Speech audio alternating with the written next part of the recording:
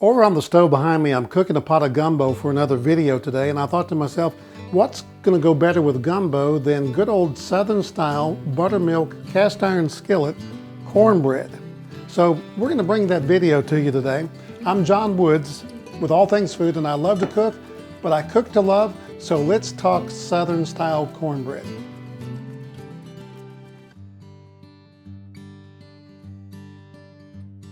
I want to share with you today what I believe are the key elements to making a successful cornbread. You want it moist, we're going to do that. Anything you want that's a good quality, I'm going to show you how to do that today. So let's get cooking.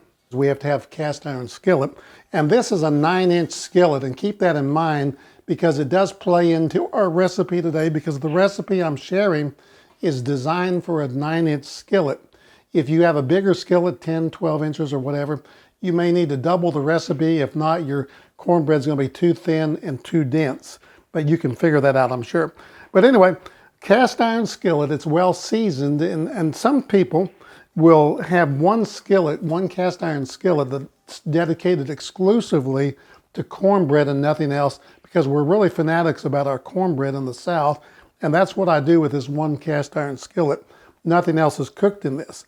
So there are a few things we need to know about this. One, it needs to be well seasoned, make sure it's not rusty.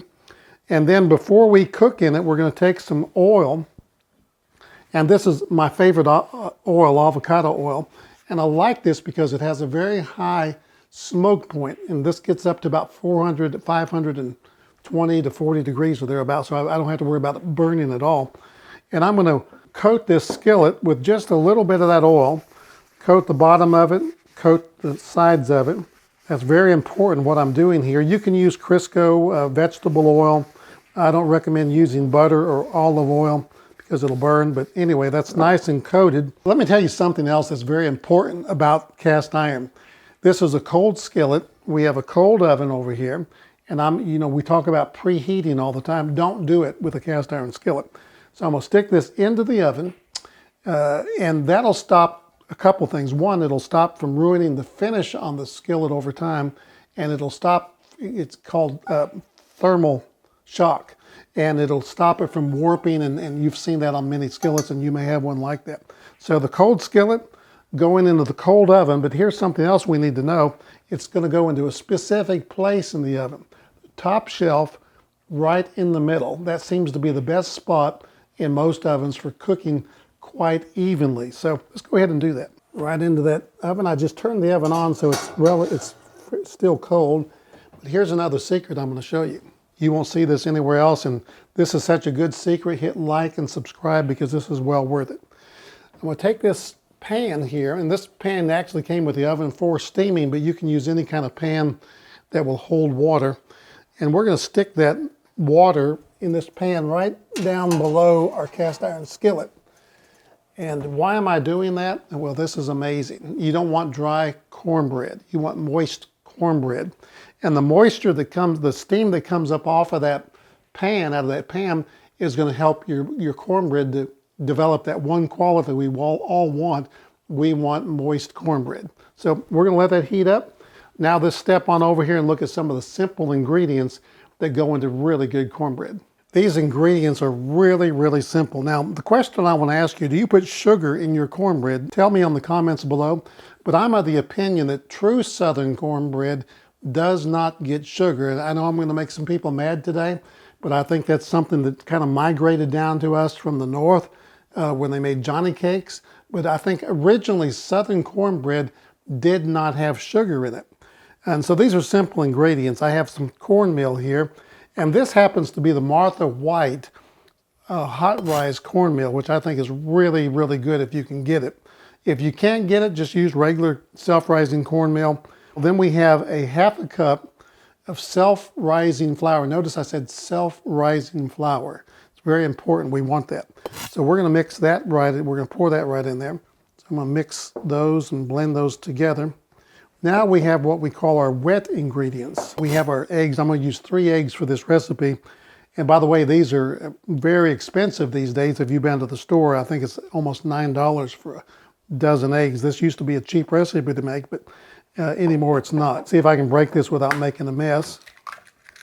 right there. We're going to do 3 of those. Oh yes, 3 without making a mess. So I'm going to whisk those together. Now we have our buttermilk. Let me tell you a little secret about buttermilk. You don't have to have this. If you don't have buttermilk, you can take regular whole milk and add about a tablespoon of white vinegar, distilled vinegar to it, and shake it up real good and let it sit for a few minutes, and it'll give you kind of a mock buttermilk, which is okay. It's not like using the real thing, but it'll work. If it's been in your refrigerator, shake it up because buttermilk does settle. So 1.5 cups of buttermilk. The secret ingredient to moist cornbread is nothing else but Duke's mayonnaise. You say Duke's mayonnaise in cornbread? Absolutely. We're going to put about 3 tablespoons of Duke's mayonnaise into this, and right in there, and blend it in real good. So 3 wet ingredients, and you've got to try this. And I use Duke's because I think Duke's is absolutely the best. Blend all that together. Notice how I'm keeping these separate, and I do that for a reason. Anytime that you're making a quick bread like this is, oops, I forgot the main ingredient here. Got so excited about that Duke's mayonnaise, I forgot about the buttermilk. Anytime you do a quick bread, it is always best, and I learned this a long time ago, to take your dry ingredients and pour on top of your wet ingredients and then blend them together. They seem to mix a little better than if you did it just, if you took the wet ingredients and poured it on top of the dry. Stir those in real good. See how it just comes off the side, where if I did it the opposite way, it wouldn't do that so well. I'm gonna go ahead and pull the whisk back out and just get some of those lumps out of there. I'm not worried if there's some lumps in it, but I don't want to have a lot of lumps. And I don't want to over stir this either, so stir that up a little bit. There we go, it looks pretty good. Now there's another ingredient, a wet ingredient. I guess we'll call this an ingredient. And this is vegetable oil. And this is really, really, really important, what I'm about to show you here. We're going to take this vegetable oil and we're going to take 1/3 of a cup, measure it out. And I'm going to pour that into a little pan over here, and I'm going to heat that up. I'm going to get it really hot. I heated up my 1/3 of a cup. I'm going to put a little bit of cornmeal in there to just see if it sizzles, and it does. So it's hot, it's ready to go. We're going to pour this in here, stir it in real good. Hear it sizzle. I'll go ahead and pour it all in so I can hold the bowl with my other hand. And don't do this too quickly, but I mean, before you put this into the oven, I mean, you want to have this ready to go into the oven right after you do this, because we don't want this to start rising too much. Pull it out of the oven. See that good oil there? It's not smoking at all. And I'm going to pour this in here. Hear that sizzle.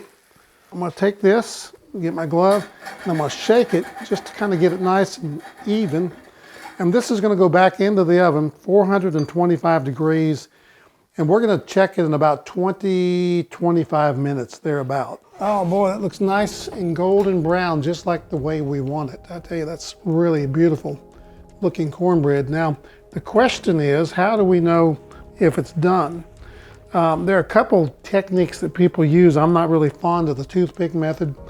They say stick the toothpick in, and if you pull it out and it's clean, it's done. I'm not so certain that's the most accurate method, but let me know your thought on that for cornbread. I also check it with a temperature, internal temperature. When it's about 200 degrees, I know it's done. But I always look for the cracking on top. Let me show that to you real quick. It's split open. That's an indication to me it's pretty done. So I'm very comfortable with that right now. And I'm pushing on it. It's not sinking in and coming back. It's pretty firm. So what we're going to do is take this out and turn it over. Look how pretty that is, actually. And we're going to let that rest a few minutes before we cut it. If we cut it into it too soon, it will have a tendency to crumble, and you'd hate to ruin this beautiful cornbread like that. So I'm really proud of that cornbread. It feels good, it looks good, it smells good, golden brown. But remember I told you I was cooking a pot of gumbo for another video? Well, before we cut this cornbread, let me go over here and get some little bit of gumbo. I'll put that over here, and now it's time to cut the cornbread here. Cut it just like a pie. Let's look and see what it looks like here. Very moist. Smells really, really good. Good firm texture. I don't know that you could actually make cornbread any better than this. And this recipe again was based on a 9-inch skillet. If you're using a 12-inch skillet, double the recipe and you'll have cornbread looks like that. So we're going to cut a piece of it here. Cuts very nice, doesn't fall apart. And I'll put it right over there with that gumbo. So there you have it, the winning combination, the homemade gumbo and then our cornbread, Southern style cornbread. And if you learned something today, if you liked this video, even if you didn't like it, hit the like button, hit the subscribe button, and I'll see you next week here on All Things Food with John Woods. But most importantly, remember, love to cook, but cook to love. Not a grit, next to grits is cornbread. And I learned real quickly that, you know, If you don't want me to laugh, don't do things like that. oh, the side hurts. We're going to take this cold skillet and we're going to place it into a hot or a cold oven. Don't ever put your skillet into a cold oven, a hot oven.